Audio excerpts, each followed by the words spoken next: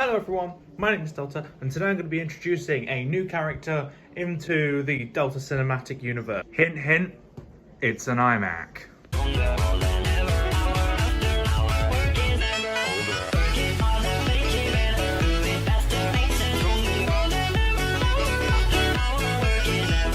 But before we do that, I want a milkshake, so let's make it. The first ingredient, which is ice cream, is rock solid. So I'm gonna melt it. Very solid ice cream. Melt.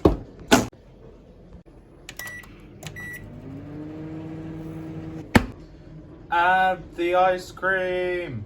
Ice cream. Bye-bye ice cream. It needs some milk. Now blend it.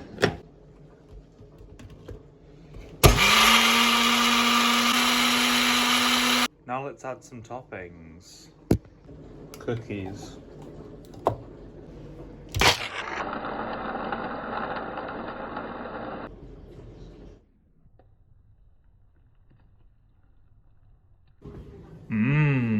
Perfect.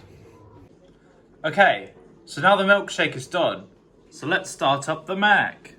Power button. Whoa! Wow, macOS High Sierra. Turn on the Magic Mouse. Turn on the keyboard. We're now on the desktop of macOS High Sierra. The iMac also came with a 2TB drive. There may be a few of you wondering, why do you need an iMac? Don't you have a perfectly working 2014 MacBook Pro that's much more powerful than this thing? Well, the answer's yes, but this was given to me by a member of my family who's just upgraded to an M1. Here's the memory configuration. Although this one's over 10 years old now, the design looks really modern. In fact, if you look on Apple's website right now, you can still see an iMac 27-inch using a very similar chassis design. So this one doesn't look old at all. This iMac will mainly be used for family use, as my sisters do have laptops and my parents have a laptop. They are Chromebooks, so they're not very powerful. So for things that require a little bit more power, this will be fun. And while we're on the subject of power, I'm downloading iMovie onto here right now, so I can edit this video on here. I don't dare try Final Cut Pro. This video will be fully edited on this iMac, just to test out the power.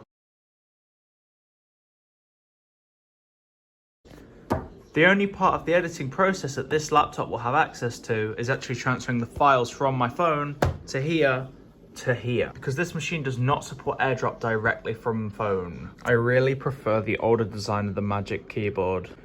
I know the newer one's angled, but I like the power button on here.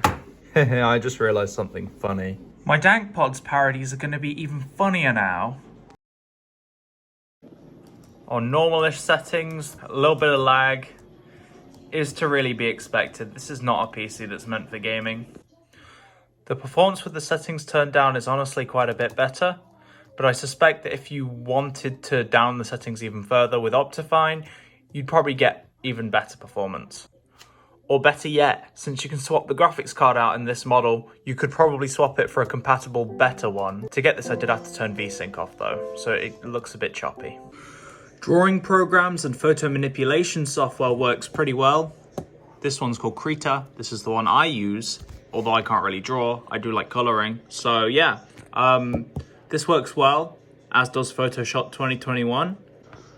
Lighter games like Undertale, visual novel games like Doki Doki, they will work pretty well.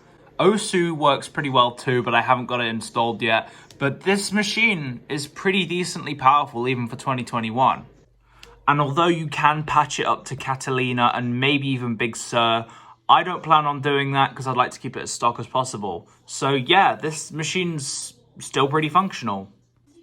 See, look, I made an artwork. Anyway, thanks for watching, and I will see you next time. Goodbye.